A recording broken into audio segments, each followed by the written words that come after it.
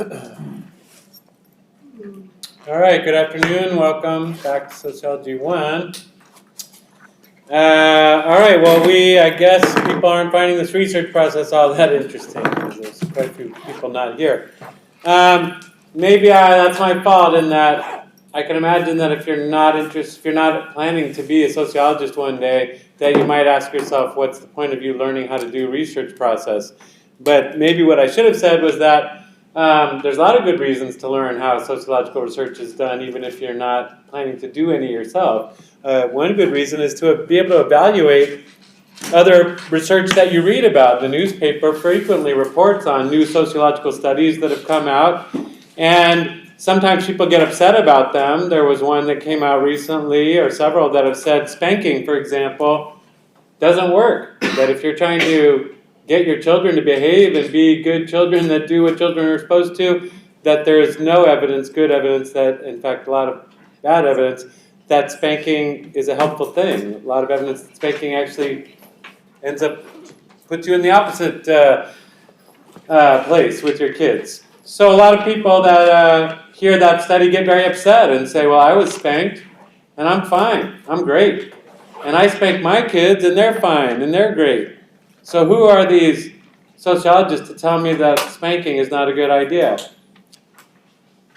And I simply want to say, if you want to be able to decide whether a piece of research is good, whether you should act on it, like change your behavior, should I stop spanking? Should I spank more?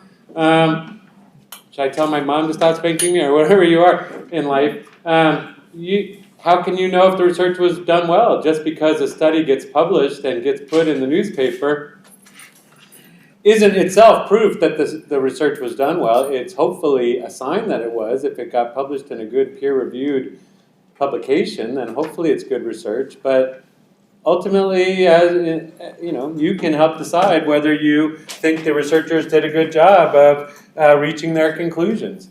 In the case of spanking, we're going to talk about family issues soon and family research, and how would you try to decide if that was a good idea or not. So maybe we'll come back to the spanking issue. But it's similar to an issue we're going to be talking about. Does divorce harm children? You could say, well, I know for sure it does. My parents got divorced and I'm all screwed up because of it. Or you could say, I know for sure it doesn't because my parents got divorced and I'm fine. Well, how do we know? We got to look at how do sociologists go about answering that question. So I'm trying to suggest things you care about, like divorce, maybe spanking children, how you were raised, how other people should raise their children. Those kinds of questions matter, I would think, to you. And being able to tell how do the particular sociologists arrive at their answers to those questions is a useful thing to be able to do. It separates you from the pack of regular people that just use emotions to decide things. But you're hopefully gaining a skill here to be able to use your mind to analyze. Anyway, so that's another reason to care, because research matters to you, even if you don't do it. All right, so thinking about conducting the research, the pieces of how you're supposed to do it, we were talking the other day about before you can even begin collecting quantitative data, or really qualitative data too, you got to think about who is going to be in my study. How am I going to do my sampling? What's my sampling strategy? And we were just thinking through all these sort of ways that a sample can become biased. And that we're trying to avoid a biased sample. We're trying to get everybody in our research population the same chance to get into our research sample. And so we were talking about college students. How would we do that? And especially even if we were just trying to get a random sample of UVA college students, how would we do that?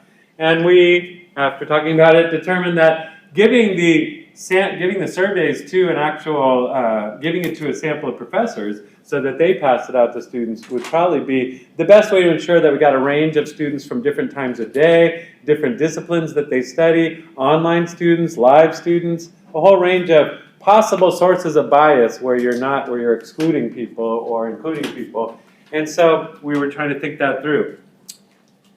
Qualitative studies, generally speaking, there's other ways of getting your samples. A typical way would be what's called a snowball sample, where you start with one person that can help you understand the topic, and you ask them for other people they know. Who else do you know that you could refer me to? that could help me understand. Like if I'm trying to understand college students and their marijuana use, if I interviewed one college student about their marijuana use, well, do you know other college students that either do or don't use marijuana that you could refer me to? And you build your snowball sample. But in qualitative data, you don't have to worry as much about, at all really, about is it a random representative sample. A better consideration with qualitative sampling is these people that I'm going to talk to, are they going to be able to give me the kind of information that I'm trying to get, the kind of talk and text? So you have to think about, like, you know, who am I talking to? Are they knowledgeable? Will they have things to say? You're not going to prove anything, but you're trying to generate hypotheses. So you want people that can help you do that. Just like the example I used, if you were trying to see if a toy was a good idea and what ideas kids had for fixing the toy, you know, you'd want to get kids that maybe talk a lot, that play a lot, that are sociable. You know, a kid that's just going to sit there and go, I don't play toys and I don't like you, you know, wouldn't be helpful in your qualitative study. So anyway, so I put a star here because these are things that you'd have to work out before you start collecting data. The other thing you'd have to work out is your survey instrument. What are you going to put on your questions? How are you going to write your questions? How many are you going to have on there?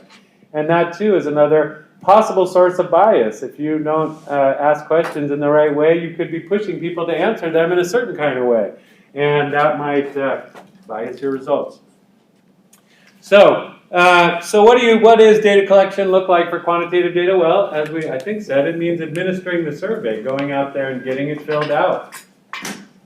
Whether, depending how you did that. As we said, it would mean giving printed copies of the survey to professors, having them give it to students, and then having them return it back to us.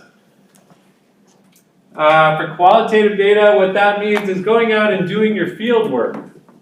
I'll just call it doing the field work. If it's interviews, your field work would be going out and doing interviews. If it were participant observation, where you were going and immersing yourself in a social world, like a rock band, or the world of low-wage workers, or whatever your world is that you were studying, that's also field work. If you were doing focus groups, that's field work. One of the things you have to keep in mind when doing field work is you got to record the data. Usually that means audio recording. That's the most common way of getting qualitative data, is interviewing people with an audio tape recorder. I'm surprised how few sociologists actually use video. Video would be another way of recording data, but part of the problem is there's so much data in a video recording that it's really hard to kind of analyze it. If you're just focusing on the words people give you in a tape, that's enough data right there to really deal with. But if you have to deal with their gestures, what they're wearing, you know, what's in the background of the picture, I mean, that's all potentially data for a qualitative researcher, but it's kind of overwhelming. As we're going to see, one of the things you have to do with your data is transcribe it, put it into writing. And putting video data into writing is not an easy thing to do. So there's not as much use of video data as I think maybe there could be. But people record the data, you know, with video nowadays, but mainly audio. Another way to record the data, so audio, video maybe. But another key way for field workers is what's known as field researchers, is what's known as field notes. Record your own observations. Writing down, you can write that yourself. So a lot of what you see in the field, observe in the field as a field worker, isn't exactly in your interview itself. There are things you're observing about what's going on, especially if you were doing like participant observation. If you're hanging out with a rock band for a few months, you know, a lot of things happen during that time. You might do a lot of interviews with people. I did. I interviewed the band members. I interviewed their managers. I interviewed the guy selling t-shirts. I interviewed fans. I interviewed news reporters that came to look at them. I interviewed college radio reporters, trying to understand their world. But a lot of things aren't in the interviews. Things you see them doing. And you should be keeping notes because, again, in a qualitative situation, you don't exactly know what you're trying to find out yet, or you don't know what your hypothesis yet. You're trying to generate one or several, and so you need to be open to data. It's called, another way to put it is, quantitative data, research is more deductive. So I'm just going to put these words up here. But deductive reasoning is when you try to prove something in a very logical way, deductive analysis. And inductive is what qualitative research is. So deductive is you have a hypothesis you're trying to prove, and you go out and collect the right kind of data to see if that hypothesis is true or not. Inductive research, though, it's more like you're collecting data, not sure what you're going to find, and you're trying to see what kind of conclusions come out of the data. Instead of trying to prove a conclusion you already have with your data, you're trying to let the data speak to you, and give you some kind of ideas about what it's telling you. And so again, it's not a great method for proving anything, because what you induce or induct from a specific world that you immersed yourself in, or a group of interviews you did, it might not be the same as what somebody else got out of it. But and so it's less reliable than a more deductive approach. But that's why a good field worker should be very open to whatever's out there. If I'm going to really let the data speak to me and have not just me collecting data I want that fits what I think is already my hypothesis that I'm not even saying yet, really open yourself to, I don't know what I'm going to find, what's out there. And if you're a good field worker, you've recorded very voluminous notes about everything you've seen and heard, and you don't know yet what it's going to tell you. It's later on when you look at your interview transcripts, your field notes, and other things that you begin to say, what is this telling me? What hypotheses do I have now that I'm looking at all this data about what I was trying to understand better? So it's inductive, not deductive. And so you need to record all that data so you have things to go look at later on. When you're actually in the field with the rock band or with the low-wage workers, doing low-wage work yourself, you don't have time to analyze. You're not really in the mode of thinking about what you're gathering. You're just gathering it. Later, you'll have to really think about it. So gather as much as you can with your field notes.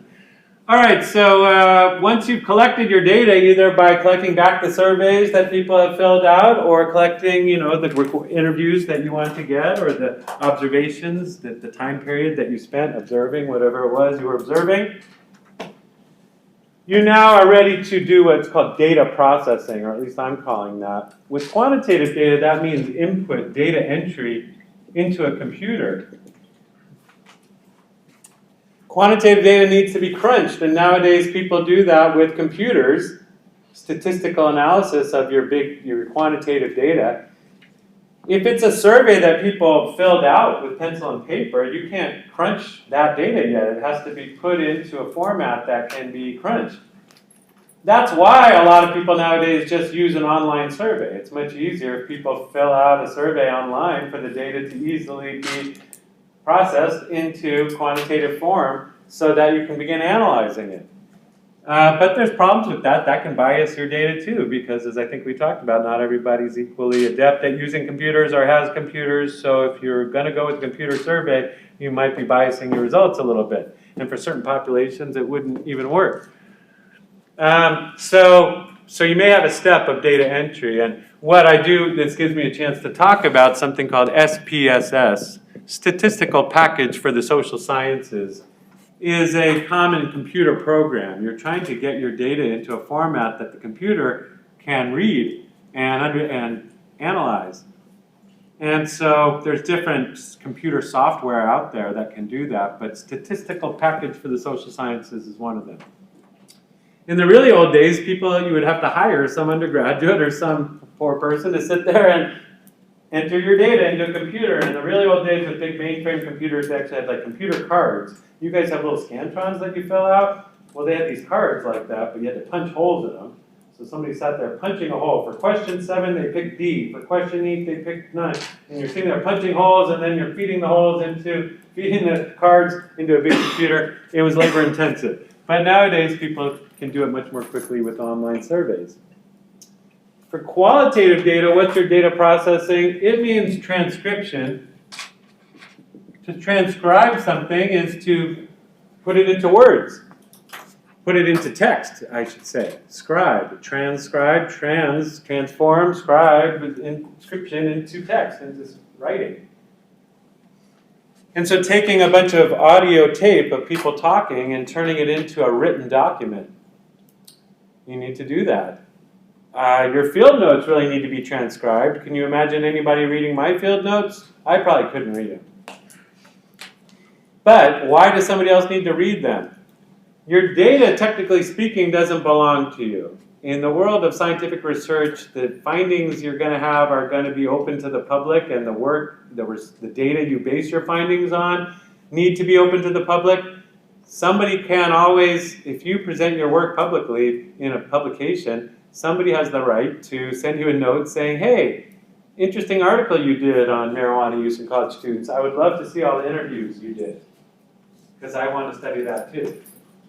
And if you say, oh, sorry, I lost that, or whatever, that could hurt your reputation as a scholar. And people go, well, I don't know if I trust that guy. I think maybe he just made up all his interviews. But if you can show, here's all my transcripts, go ahead, take a look. It's just part of the whole peer review process of science that you should make your data available to other scientists.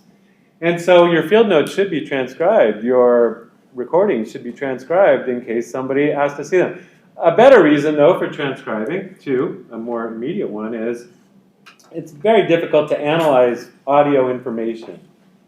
I don't know if you've ever tried to do it, listen and memorize or know what somebody's saying, but if you're trying to analyze an interview between two people, hearing it, your mind goes slower than the tape. So you're sitting there thinking about what they just said, but they're still talking.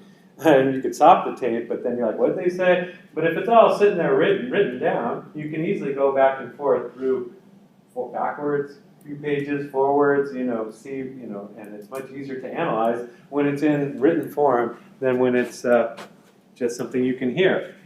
And that's, again, why it's really hard to transcribe video. And there's ways of doing it, of transcribing the visual information on the video into writing, but it's not as easy as audio information. And so now your data is ready to be analyzed. It's either input into a computer, into a software program that can analyze your data, or it's put into transcribed form.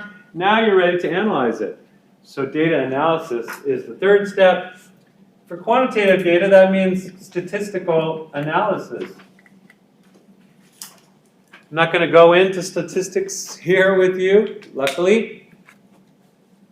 But I would recommend, if you definitely should take statistics at some point in your college career. I think statistics is like one of the most important things you could learn for a college student, because of so much of our world is based on statistics. Almost everything you would go try to do, from get a doctor's appointment, or get medical insurance, or get a job, or get a house. I mean, all these decisions bankers make, doctors make, admissions people make for colleges and jobs and things. It's based on the idea of statistics. So what are statistics all about? Well, we've kind of touched on it. It's trying to figure out correlations between things. When this happens, does this happen more often than it should? And that's the essence of what statistics is trying to figure out. If I flip a coin, does it come up heads or tails? It's supposed to. Probability says it's supposed to come up half heads, half tails. If it's coming up a lot of times heads more than it should, there's a correlation. Something's weird going on there. And so that's essentially what you're trying to do with statistical analysis, is see which variables are correlated with which variables. Usually you have a hypothesis. I'm going to hypothesize that intellectual curiosity is correlated with marijuana smoking. And now I'm going to test and see if that's the case. Now there's lots of ways of doing statistical analysis. This is the most simple, bivariate analysis. Does this variable correlate with this variable? But you can do all kinds of statistical calculations. You can see if a cluster of variables correlates with this cluster of variables. You can do multiple regression analysis, all kinds of stuff that I never quite understood when I took statistics, because I'm not much of a quantitative person. But if you are, and you're good at math and that kind of stuff, I mean, if you're not good at math, you still should take statistics, because understanding the basics of it will be very useful to you in life, especially if you're trying to figure out, is this research that I'm reading, valid or not?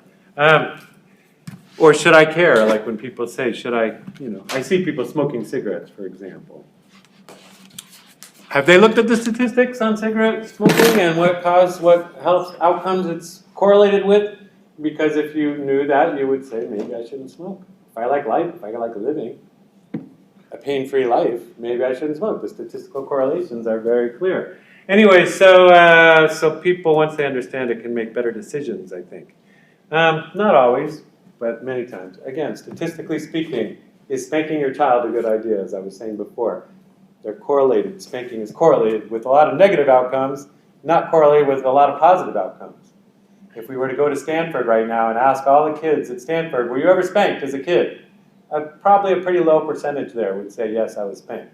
If we went to Folsom Prison right now and asked the people there, were you spanked as a kid? A high percentage probably at Folsom were spanked. You know, it's a good question though. Is it bad people that get spanked more than good people? I don't know. So which way does the causal arrow go? I don't know. I'm still trying to figure it out myself. But statistically speaking, spanking is not a good idea, and some European countries are trying to ban it because there's no good reason they can find for people inflicting pain on their children. Anyway, so statistics is a good thing for you to know about. For qualitative researchers, what it really means is thematic analysis.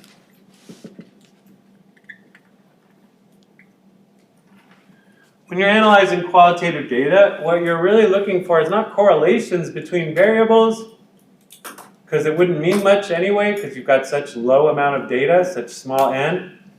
What you're really looking for is, I mean, you might have a lot of data, but not a lot of cases, not a lot of people that you're looking at. You have a huge amount of data on a small number of cases, but therefore correlations are not what's called for. What is called for is trying to understand, what is this data telling me? What are the recurring patterns? Another way to say thematic analysis, you're looking for recurring patterns. I'm going to give you an example from my own work. I mentioned a survey that was done of 10,000 college students, UC students. It was called the Student Engagement in the Research Universities survey. So lots of people filled out the survey, and the quantitative data was very robust. They had lots of it. They also had qualitative data because some of the questions were very open-ended. They just said to these college students, tell us what you want to tell us. Say whatever you want to say. So that's very open-ended. That's just random, very disjointed data. When they printed it out, I asked the researchers, can I have your data? Well, they sent me a thumb drive, actually. And then when I printed out what was on the thumb drive, it was like 500-600 pages long. That's just a bunch of undifferentiated text. It's a bunch of people talking, saying things. What can you do with that data? Well, what I did was I printed out one stack and I printed out another stack, and I had a research assistant, an undergraduate student who was making a little bit of money over Christmas break. I said, you take home your stack of papers over Christmas, I'm taking home my stack. As you read through this, we're going to induce themes, as I'm talking about being inductive. So you just read through the data, read through what these people are saying. And as you're reading through, do you see recurring patterns? Do you see things people say that didn't just come up like once, but came up in multiple ways? And again, people use different words, different experiences to talk about things, but can you see them sort of talking about the same thing? And if they are, maybe that's a theme. And then make a list of the themes you find. So, and I said, and I'm going to go home and do the same thing. And so as you're reading through, you see people talking about things like, well, I love college, but it sucks because I'm a math major and I can't understand my math teacher. She's from China and she has a terrible accent. I can't understand her. Well, I read that one. I'm like, wow, poor baby. But that's weird, complaining about the accent of your teacher on a survey. Anyway, then I saw a few pages later, another person. I can't pass my math class because I can't understand my teacher. And this came up like a bunch of times. So I'm like, well, that's not something we're studying. I wasn't interested in professors who have accents, but it's a theme in our data, so I gave it a name, professors who have accents. Another theme that came up was people saying, hey, back on question 19, you asked me if I voted or not, and I didn't vote in the last election, but I want to tell you why right now. And the reason I didn't vote is because I'm new to Santa Barbara, I've never lived in this town before, and I want to know the issues before I start voting, so I do plan to vote, but I'm just not voting yet. Well, that was a theme that was interesting, because my research question is, Why are young people seemingly disengaged from politics or seemingly don't vote? Well, that is an answer that was interesting. And that one came up a lot of times. So I gave that a theme. People who are delayed voting, or I called it principled abstention. They abstained from voting. They didn't just not vote or forget to vote. They said, I'm not voting on this because I'm not ready to. Principled abstention. Anyway, so he came back with his list after Christmas break. I came back with my list. And we looked at our list of themes. What did you find in the data? What did you find in the data? The problem with qualitative data is it's very much open to interpretation. Maybe I saw principled abstention. Maybe he sees people being lazy.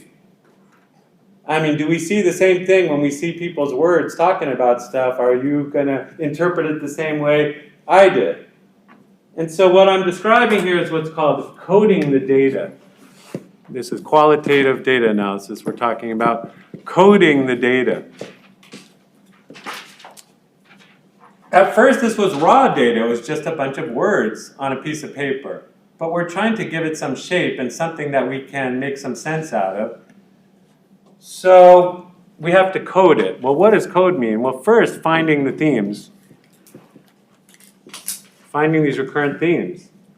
But we have to have some reliability there, because if I just read a bunch of data and I tell you, well, these are the 5 themes that these people cared about. Well, somebody else reading my study might say, yeah, that's what you saw there, but would I have seen the same thing? Looking at your data, you say those are 5 themes. Maybe there was more themes, maybe there weren't even there, maybe you're just talking out of your butt. So how do we know this was actually in the data? Well, it's good to have multiple people coding your data. That's what we were doing here, and it's called intercoder reliability. If multiple people look at the same qualitative data independently of each other, and they come up with sort of the same analysis of it, then you can say, well, that's a little more reliable, that it wasn't just one guy saying this is what's in the data, it was several. And in big qualitative studies that people put a lot of money behind, they might hire 10 people to go through the qualitative data and start looking for recurrent themes. And once you have your list of recurrent themes, you compare them. If I had a theme that he didn't, like I'm talking about, these students, he might say, I don't remember anybody talking about that, or maybe 1 or 2 did, but I didn't think that was a big theme. Okay, well, I thought it was there, but I'm crossing it off. And he had a few that he said, I thought they were really talking about this. And I'm like, I've had nothing on my themes looks anything like what you're talking about there. Okay, let's cross your theme out. Then we were left with just the ones that we both agreed, that's there. That's actually there. It isn't my imagination, it isn't my bias. We agree these themes are there. We only have 2 people, and ours was a low, funded study and all that, so it's not like a big, not as rigorous as a big study that might have multiple people coding it. But what you're trying to do is let the data speak to you, but in some way make it not just a purely subjective interpretive thing where I'm just saying whatever I think this data is telling me. We're trying to be a little objective by having multiple people do it. And once you find these themes, what do? Well, then you're trying to make some sense of the themes. Oh, what does coding do? You haven't coded the data once you found the theme. You have to now go back through your data and mark off or highlight all the places in your data where that theme comes up. So I said, now you get to go home again over your spring break. And I gave him 5 color-coded, highlighter pens. We had like 5 themes, or however many things we had those many colors. And I said, now go through the stack again, and every time you see the blue theme coming up, the theme about principled abstention from voting, color that. Every time you see people talking about accents, teachers with accents, color that. Or I think we gave it was a broader theme than that. But anyway, there's ways you can combine things. People are complaining about teachers, and they're complaining about the classroom stuff. So we're saying like problems in the classroom, teachers and equipment. Let's call that a theme. And so anyway, and once you have a stack of data that's color-coded. There's blue here, red here, yellow there, green there. Now you have something you can analyze. Now I can go back and look through, well, who did the blue theme come up for? Can I go back into the data and see, well, who was talking about that? Oh, it was a freshman sociology major at UCSB. And it was like sociology majors at all the different campuses were talking about that. But science majors weren't talking about that. STEM science. What does that tell us? I don't know. And I'm just making that one up, that wasn't true. But what we're looking for is, in a sense, correlations, but really just more patterns. Are there patterns there? Are there commonalities to who brought up this theme or who didn't, or which schools it came up at or not? Or so it gives you something more to analyze, and it isn't just an undifferentiated mass of text. It's now a more differentiated mass of text that you can analyze better. So now you've collected your data, you've processed it, you've analyzed it. Now you can go on to the next step. I don't remember what number I'm on. 5. So this, I would call this interpreting the results.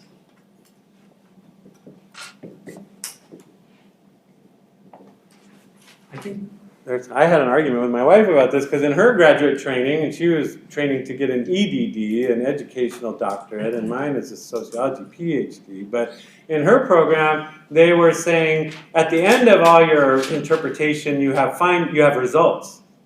First you have findings, then you have results. And in my training, first you have results, then you have findings. So that's how I'm going to teach it. Anyway, so you first of all have results, like the results of your survey. What did people say on the survey, or the results of your interviews? Here's what people said. But now you got to interpret it. What does that mean? And raw results are just raw results, but once you interpret them, they become findings. So we're like trying to take this raw stuff that came out of our study and make some sense out of it, turn it into something we found out. Well, what did we find out by doing what are we trying to find out? With quantitative data, a quantitative study, you're trying to see, was your hypothesis confirmed or not? Was it supported? We started out with this hypothesis that college students who are intellectually curious are going to be more likely to smoke pot than ones who aren't. Was that true in our data? What percentage of college students are intellectually curious? So you'd present your results here. You'd say, well, 40% fit the definition of intellectually curious. And 60% were not intellectually curious. Among the 40% that were intellectually curious, 79% reported smoking marijuana. And among the ones who were not intellectually curious, 23% reported smoking marijuana. I'm just making this up, but I'm just saying these are results. This is what your data was. But it doesn't mean anything until you say, well, does that prove my hypothesis?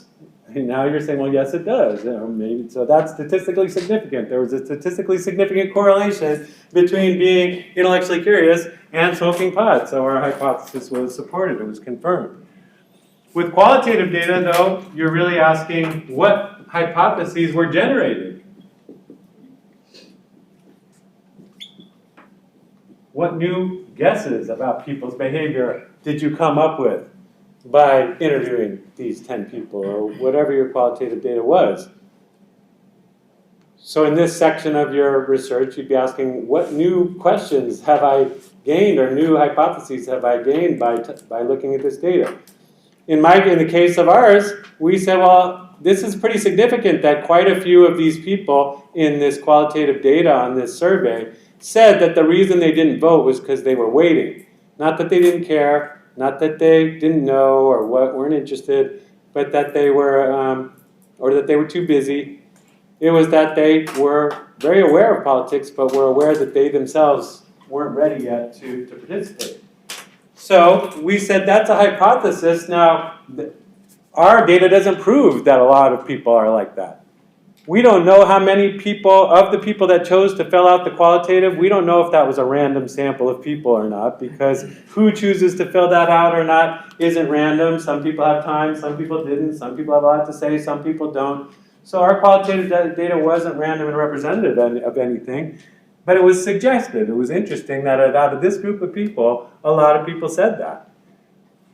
So that's a hypothesis. We can't prove it. We could go test it. And if we could then put that on a survey question, is the reason you didn't vote because you weren't ready? And if a lot of people picked that, then you could see if your hypothesis was tested, was supported or not. But all we can do with the qualitative data of this massive stack of data, because there's 10,000 people, even if only 500 of them filled out the qualitative part, that's a lot of data, but it's not, you can't say whether it's representative of the 10,000. So you can't prove anything with it. but you could generate ideas, and that's what we did. And now you've pretty much done what you set out to do. You had a research question, you went out and designed a study, you collected data, you analyzed the data, and now you're able to give some sort of answer to the question. Either you had a hypothesis about the answer to your question and you proved it, or your question was so new about such a new group of people that all you could really do was find out some stuff about them so that you could ask a more pointed quantitative question on some future study. So now you have findings. You found something out, and you want to share it with the world. And so your sixth step is to dissemination of the findings. Dissemination literally means to spread seeds. And I think that's a good way to think about it, because the end of your research is really the beginning of new research. Anytime you finish answering a research question, that should lead to whole sets of new research questions and new ideas about what more research can be done. So the point of disseminating your research, what does that mean? It means going out and telling the world about it. What did you find out? What's the point of that? I mean, some people might think if I found out something interesting, I should keep it to myself so I can use it for my advantage against others. That's not how science rolls. Science tries to say, if you're doing science, it's to benefit humanity. So if you keep it to yourself, you're being a jerk. You've used the knowledge of others to help you find this knowledge, so you should contribute to the knowledge of others by sharing what you found out. And so that's the ethos of science, is to share your knowledge. And it helps science and it helps humanity. The more research we have out there and the more questions we can go on asking, the more knowledgeable we become as a species. And so it's supposed to help us as humans. I mention that just because it seems like we're in a world right now where people are starting to think science isn't a good thing and you shouldn't listen to it and you shouldn't trust it. And I don't know why people feel that way. They'll say that while they're looking at their iPhone. I'm like, how do you think iPhones happen? My research process, not by guys praying. But anyway, sorry. It wasn't thoughts and prayers. It was hard-nosed science. Anyway, that doesn't mean it's anyway. So share it. Don't keep it to yourself. Don't be selfish. Don't be a jerk. Be a human being. Anyway, so how do you disseminate the findings? Well, the very first thing you need to do is some kind of write-up of your research. And a write-up of a research project basically follows the sort of steps we just looked at. I'm going to kind of give you a basic outline here. You would start with the problem. Why was I doing this research? Usually in social science, there's some social issue that guides why the research was done. We don't just say, I was just curious about marijuana and college students. I mean, you might have been curious, but what is the larger social issue that people would care about why your study matters? So here it might be something like, well, drug use on college campuses. That's a problem. That's an issue people are concerned about. And so that's what my research is generally addressed to, is that issue. When I say problem, we don't necessarily mean bad things, just what is the issue at stake that this research helps us to understand. So you start out with that, and you say, well, what is the issue and what is my research question? How am I going to contribute to our understanding of this issue or this problem? And then you would provide a literature review. What have other people already found out about my research question? What have they not found out? What are the disagreements? Are they all in agreement about what they found out, or are there disagreements in the field about in the field of study about what they're finding? And now, at the end of your literature review, you should be able to give a restated research question that is more informed by the literature you just talked about. In our case, we went from a sort of vague question about, do students who are curious like to smoke pot? And we ended up with a more technically stated question about the Smith Intellectual Curiosity Scale and propensity to smoke marijuana. Then you would get into your methodology, your methods section. It's sometimes just called methods or called methodology section.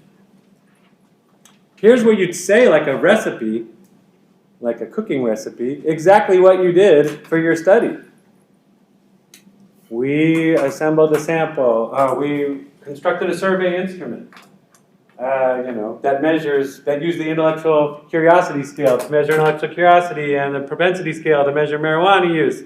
And we distributed 100 copies of this survey to a random sample of professors at Yuba College. It was a convenient sample of Yuba College students that we were using to represent all college students.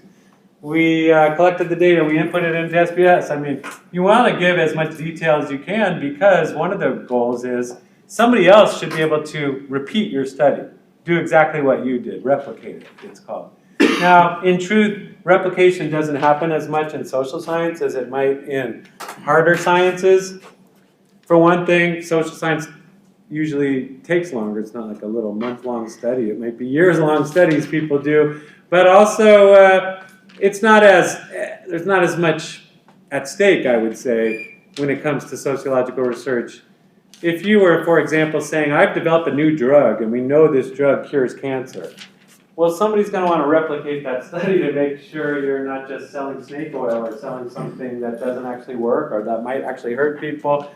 So when it comes to like drug research, replication is probably a lot more common than when it comes to sociological research. But you also want to be able to give people enough information about what you did so that they can judge your rigor. Did you do it right? Were you logical? Did you use evidence? Did you follow the steps? Were you careful? Were you biased? So you need to. Was your sample biased? Was your interpretation biased? You have to be able to show exactly what you did so somebody else can evaluate your work in a peer review and say, okay, they did it right, or no, look what they said they did and this is the wrong idea. Shouldn't have done it that way. So methodology, you got to talk about that in your paper. Then you would talk about your results. What came out of it? What were my percentages, in the quantitative? Or what were my themes? I could have mentioned that earlier. What were the themes that came out of our qualitative data analysis? What were the hypotheses we generated based on those themes? And then finally your conclusion. Conclusions is usually what it is, and a big part of that would be your findings. So here's what we found out. In social research, it's common to also include in your conclusions what are called policy implications. Policy implications comes down to the question of, should people's decision making be affected by what I found out? Is this actionable research, is the way a lot of people put it nowadays? Meaning, if you're dealing with like frogs or natural science subjects, you don't have to really worry about policy implications. Because frogs don't know that they're being studied and don't care. But human beings, if we're studying them, someone's going to want to know, well, what can be done with this finding? Can we use it? Can we use it to improve something or fix something or solve a problem? Or could it be used for bad? Or could somebody be using this information to do horrible things?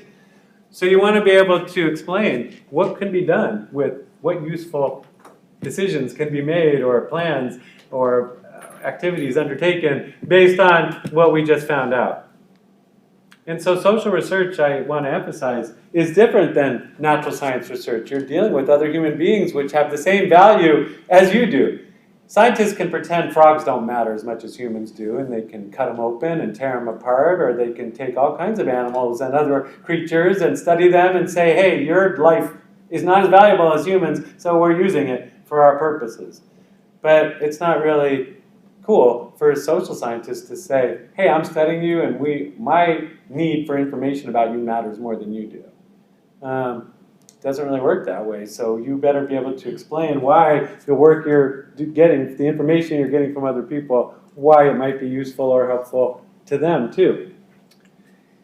And what do you do then with your write-up? Well, now begins the real peer review process. Hopefully you want the world to hear about your findings.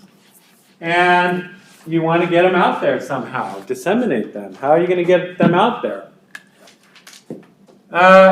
Usually the first step is some sort of conference presentation.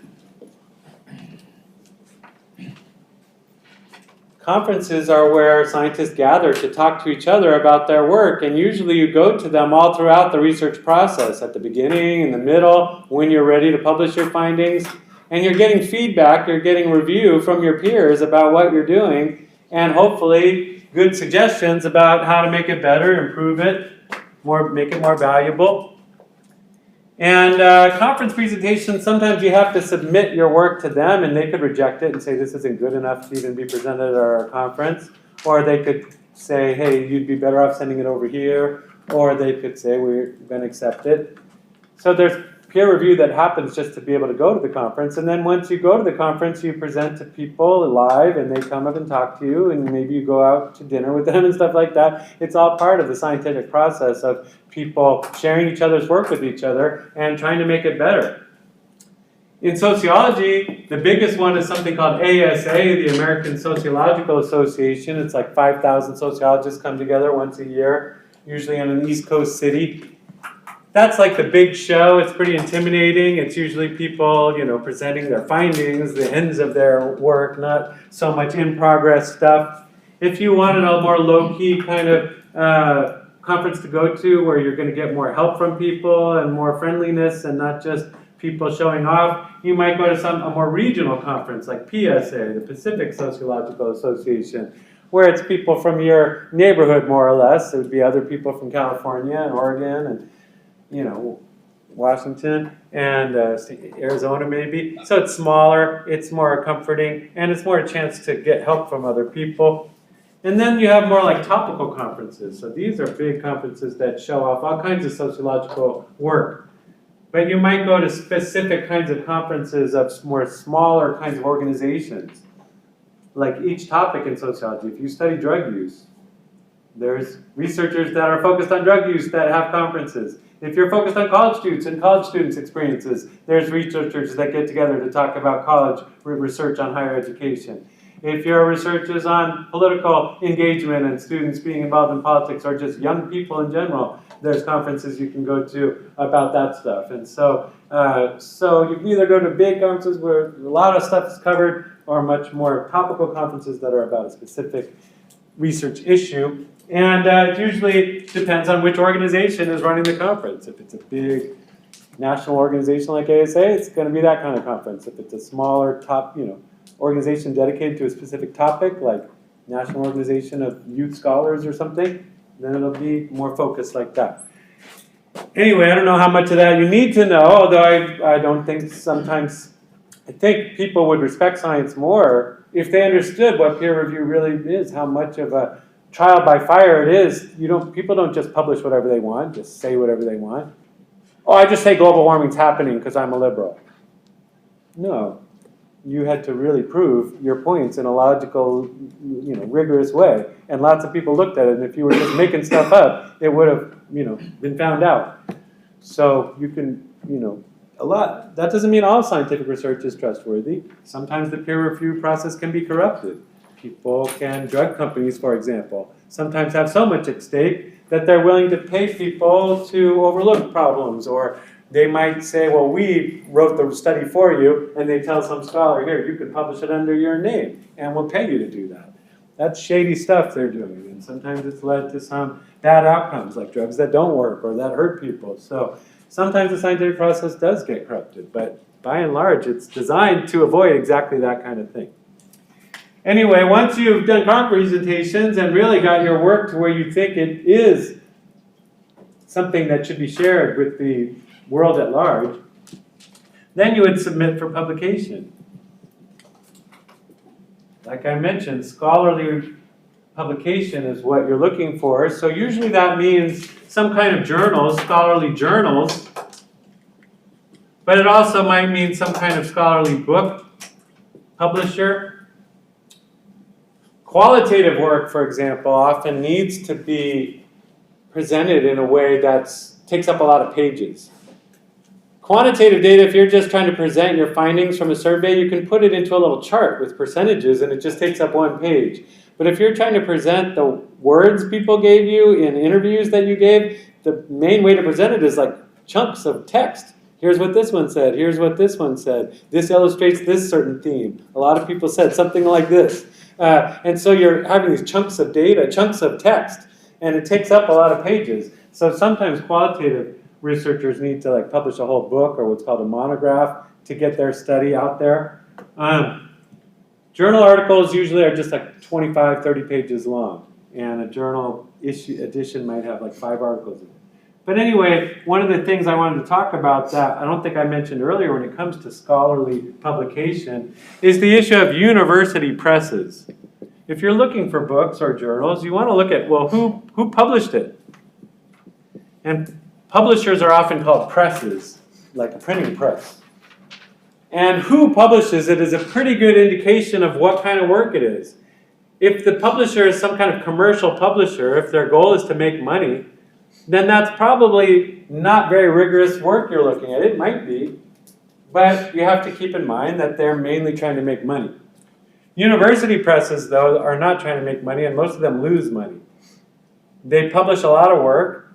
A lot of scientific work is expensive to publish because it has like pictures in it, or graphs, or other things that cost a lot of money to put onto printing paper and into a book form. So these companies, these little publishing companies that are housed at a university, like UC Berkeley Press, UCLA Press, Harvard University Press, Oxford University Press, they don't make money, they lose money. But they're happy to do it because they're in this field of presenting findings to the world. And so the real value isn't in the money they're making, the value is in the research findings that are going out there into the world. And so if you want to know quickly whether something is scholarly, look at who published it. If it says it's like Oxford University or UC California or something like that, that's a better indication that it's scholarly. And that's what you're looking to do if you're doing scholarly research, is publish in one of those places. And what do? Well, they do what's called peer review. They send out what you wrote them, your write-up, that's now been polished through many conference presentations and revised and stuff. Now it's ready to be seen by the real world or by the publishing world, and you send it to them. And what they first do is send it out for review. So they do, it's called blind review. They take your name off of it, and they send it to people whose names you aren't told. And these other people are experts on the topic. So if it's about drug use of college students, the publisher finds other experts on the topic of drug use among college students, hopefully people that don't know you, that are far away from you, and they look at your work. And then they make a recommendation back to the publisher. And they say to the publisher, what should you do with this piece of research? One thing you could do is reject it. This isn't good enough. This isn't ready for prime time. It's not ready for people to see. Or at least it's not ready for your journal. Your journal's readers expect something better, or more high quality, or more important, or more groundbreaking than this is. And, you should recommend that they submit it to these journals over here because they'll be happy to publish it, but your journal doesn't want. So they might reject it, and that's quite common. The other common response is to revise it and resubmit. If they send it out to multiple reviewers, which they do, some of them might say reject, and others might say, no, it's great. And then the publisher themselves has to give you some verdict, and they'll say, well, we think it could be good, but it's not yet good enough. So revise it, and they'll give you the notes of all these people that commented on your work, very extensive notes, hopefully, on what was good, what was bad, what they thought was done well, what wasn't. And if you respond to these criticisms of your work and fix it in the way the publisher thinks it should be, then you send it back to them, and if they send it out again for review. And hopefully, at that point, people say, yep, this is ready, and then they say, okay, accept. So those are the 3 main kinds of responses you would get. But again, it's a rigorous process of people trying to go beyond their personal interests, personal biases, personal likes of other people, and things like that, and just ask, is this good, rigorous research? Is it answering a good research question? Did it answer it well? And does it help the field? Does it help researchers, move forward with knowledge for humanity? So that's what science tries to do. But A good question we have to ask, though, is to what extent is sociology a science? And what are some of the dangers of thinking of sociology as a science the same way we think of biology or physics or chemistry as science? And this is a debate that's more and more going on in our field. And so we can ask it this way: is sociology a science? Or could we think of it as a public sociology? So what's the difference between these? Well, to call it science, what's science trying to do? As we mentioned, it's trying to help all of humanity. It's looking for universal laws, usually. That's kind of what separates science from other kinds of knowledge, is if you can find things that are true, no matter what.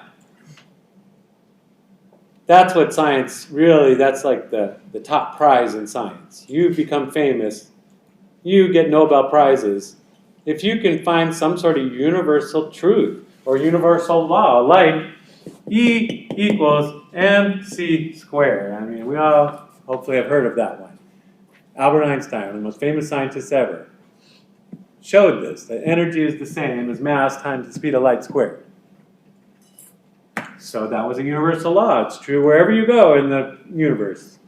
And that's amazing that he figured this out. Something so simple could, what do you get from that? What's the policy implications of that? Well, you can make an atom bomb. That means if you could split an atom, it would be enormous energy inside there, and you could destroy whole cities with a single atom. And they did that. Anyway, or you could maybe power the entire world on, fission of atoms. Anyway, so pretty important universal law to discover there. But in sociology, we might never have anything that's absolutely true of human beings wherever you find them, whenever you find them. Human beings are changeable. They can read the research that we do of them. They are not atoms that we can manipulate and explode and split and stuff like that. They're other people. So trying to treat people like atoms or like frogs, the things that hard scientists study, we shouldn't even do that in the first place, manipulate people in that way. And even if you could, like the Nazis did some of that, if you could separate two twins at birth and start studying them, it's cruel and mean, but you can learn stuff, but is that okay? There's a whole question of research ethics when it comes to social science research. And we should treat the other people that we study as fellow human beings that need our help maybe and guidance, or might be asking for it, but we shouldn't treat them as objects that we're going to just study and tell them why they do what they do. We know, we have universal law. So for example, anytime scientists have tried to do that, people have reacted against it, said, no, you thought you had this figured out, but now we're going to change how we act, and so your universal law is not even valid anymore because we don't do that anymore. So it's a losing battle to try and pin down humanity and say what they're like and that they're going to be that way. And it's also an unethical thing to try and do. So more and more sociologists are saying, instead of thinking in terms of things that are true of all humans everywhere and universal laws like physics has, some people call this physics envy. I don't know if you know Freud, another famous social scientist, but he was famous for something called penis envy, which is a discredited idea. But anyway, do we sociologists wish we were like physicists that could come up with famous, equations like EMC squared and get Nobel Prizes? There is no Nobel Prize for sociology, by the way. So maybe we're just envying physicists, but maybe we need to get away from that envy and say, well, what are we really trying to do in sociology? Maybe help particular publics solve problems. So instead of all of humanity that you're trying to understand with sociology, you can think more in terms of particular groups or particular publics. What's a public? Well, I would say Marysville, the community of Yuba Sutter, is a public. In fact, more and more people are trying to make that one place, Yuba Sutter, even though it's a very divided place in some ways, and Yuba City and Marysville don't get along. I have a sticker now on my car that says, visit Yuba Sutter, as if it's one place. So people are trying to make that be a reality, that there is a thing called Yuba Sutter, and that we all get along and we are a place. I like that idea. But anyway, that's a public. The United States people are a public. This college, you could say, is a public. I mean, any group of people that wants research done about it, you could say is a public. And maybe the sociologist's role is to help a public. If somebody says, hey, we've got this problem, we've got to solve a problem. We're not trying to come up with a universal law of why college students do X, Y, or Z. But for example, Yuba College had a problem last year saying, we don't understand why a lot of students enroll in the fall semester, but then drop out before spring semester starts. It happens every year, and we don't exactly know why it's happening, and we want to solve that problem because it makes us lose money for one thing and hurt student success. They're hurting themselves if they don't persist in their education, because again, statistics show people who drop out aren't likely to continue their education as much as people that stay in school. And so it's a problem for Yuba College and for the Yuba Sutter area. So we kind of got hired, our social problems class, to help them work on this topic. Now, did we discover the universal reasons why college students drop out of school? No, we weren't trying to do that. We were trying to figure out what's going on in the Yuba Sutter area that some college students don't stay at Yuba College. And we still use rigorous research techniques, all the stuff about sampling and how to get good rigorous results and all that stuff, but we're not trying to come up with a universal law of human behavior. We're just trying to help Yuba College work on an issue that it was trying to solve. And if we think of it in those terms, sociology helping publics of people, then we avoid this kind of thing of, we are the scientists and we know better why you do what you do and you're just the poor little stupid people that don't understand your own behavior. Instead, we're saying, we're sociologists that know how to do some stuff, we have some research skills. What's a research topic that you need doing that we could help you with? It's more like, instead of thinking of humans are the subjects of research and sociologists are the scientists that study them, we could think of humans as the clients of research, people that are asking for our help, and we're willing to, give them our skills or rent them or sell them or whatever to help people. Anyway, so I think that's a better way of thinking of sociology. We're never going to be at the level of physics of coming up with universal laws, and we shouldn't try to. We should think in terms of it's a set of ways of gathering information, analyzing information to help you answer questions.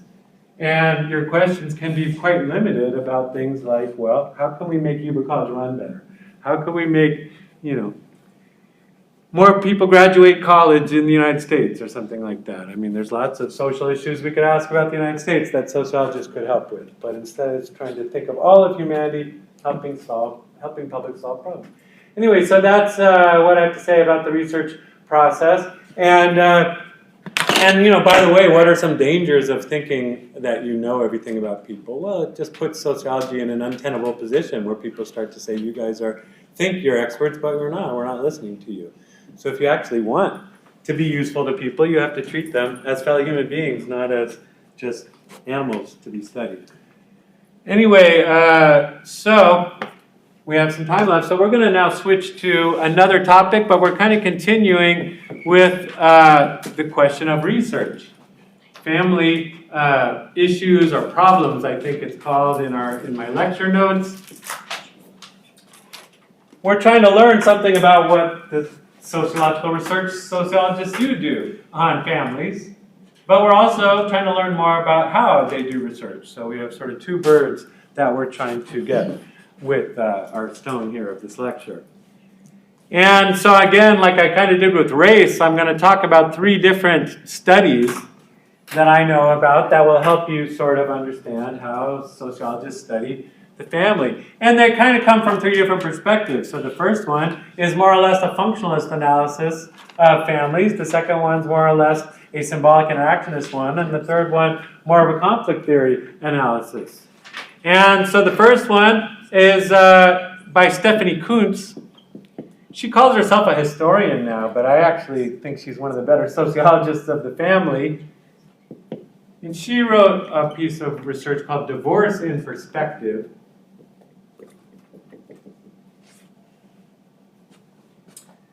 She wants to understand the issue of divorce better in our society. It's a topic lots of Americans would like to understand better and have experience.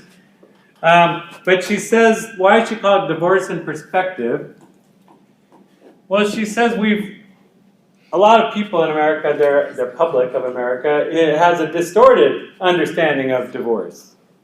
Some issues I could mention along that line, and I might have mentioned this before. Does anybody know what percentage of people get divorced in America? What's the percentage of marriages that end in divorce? It's a statistical question. You could ask, what are your chances of getting divorced?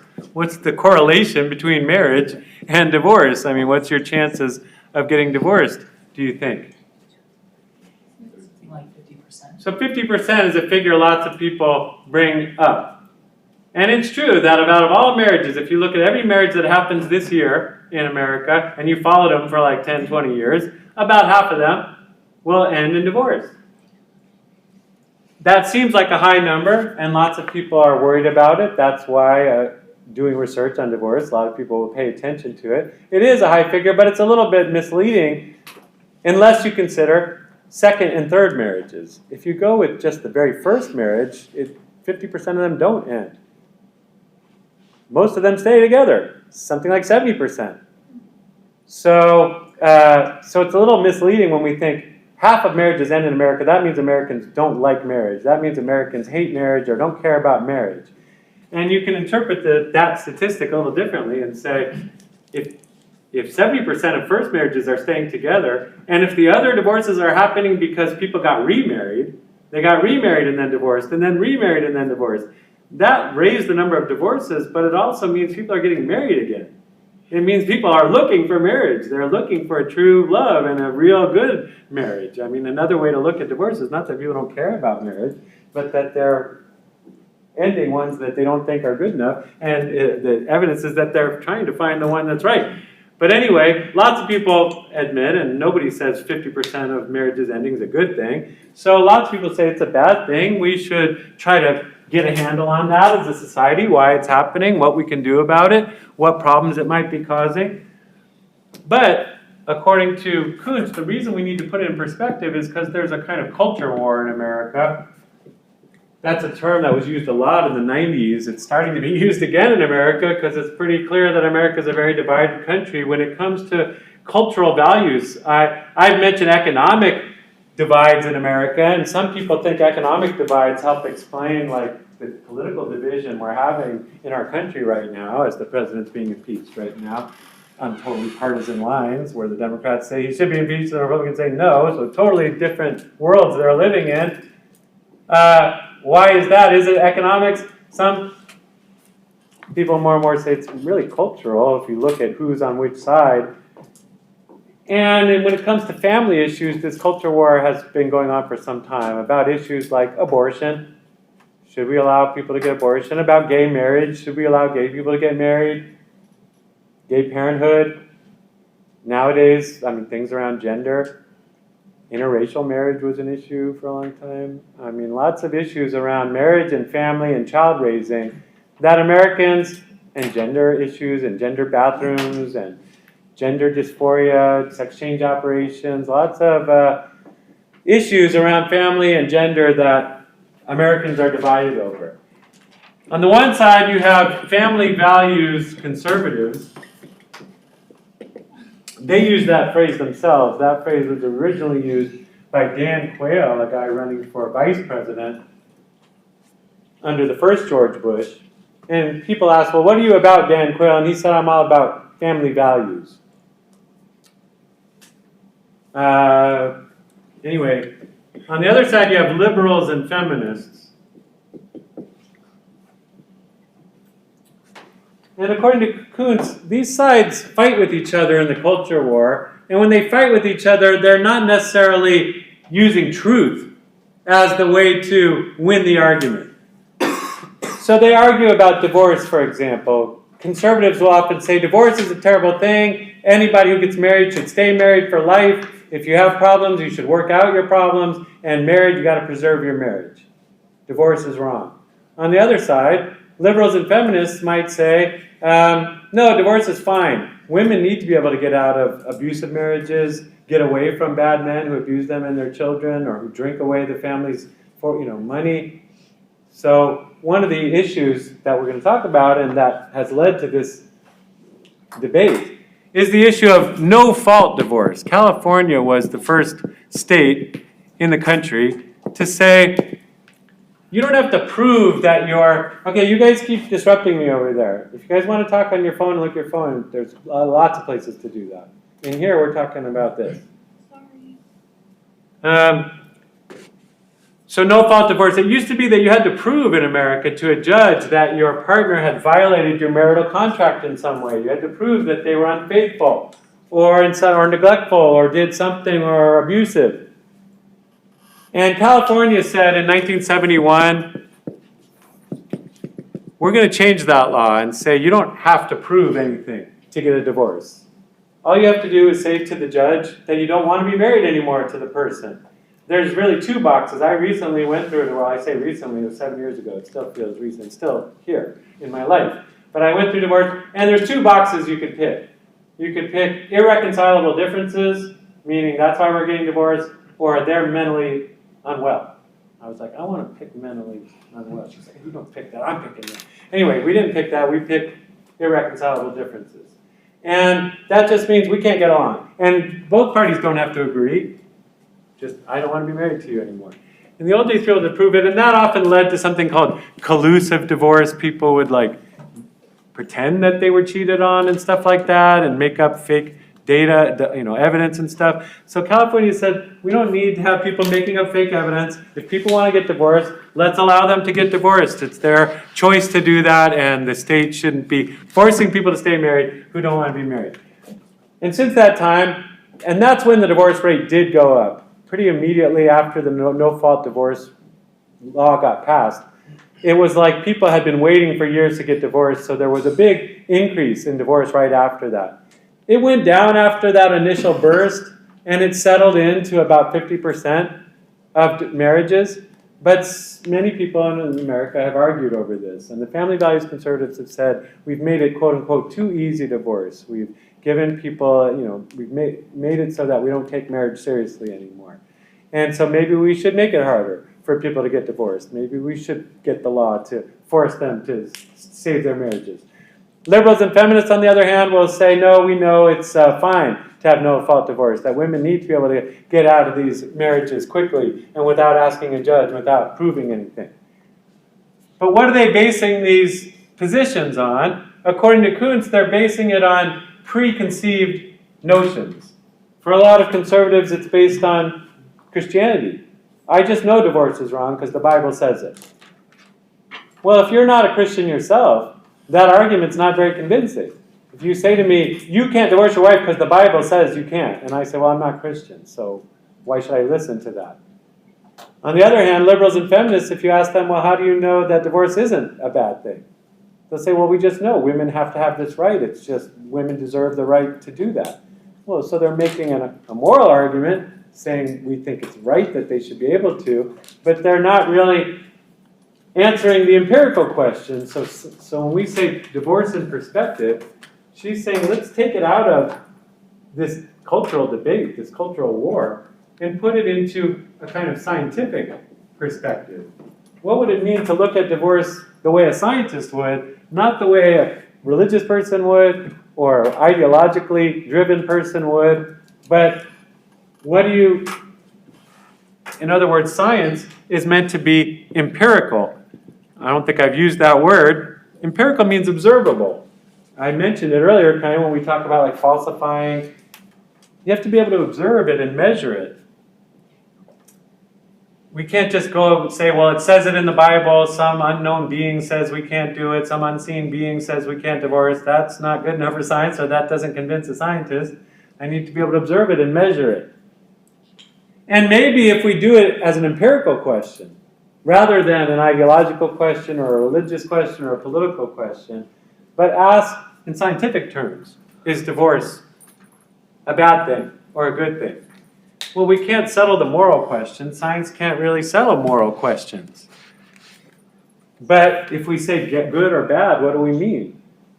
Well, what are people worried about with divorce? If you were going to ask an empirical research question, a question that you could answer by getting data and analyzing data, what are the kind of variables that people are concerned about? If divorce is the thing we're trying to understand better, if that's our causal variable, what kind of things over here do you think people in America are worried about if you were a scientist trying to help resolve this debate? Is divorce bad or good? Well, what can we look at? What are we worried about divorce? Children. I don't think too many people are worried about hearts being broken. Are people's hearts, do people ever find love again after divorce? I mean, some people are worried about that, but that's not, I think Cher had a song about that, you know. But do you believe in life after love? You know that one? Do you remember that song? Anyway, I'm getting insane here. It's toward the end of the class. Anyway, so affect problems for children. So she says basically that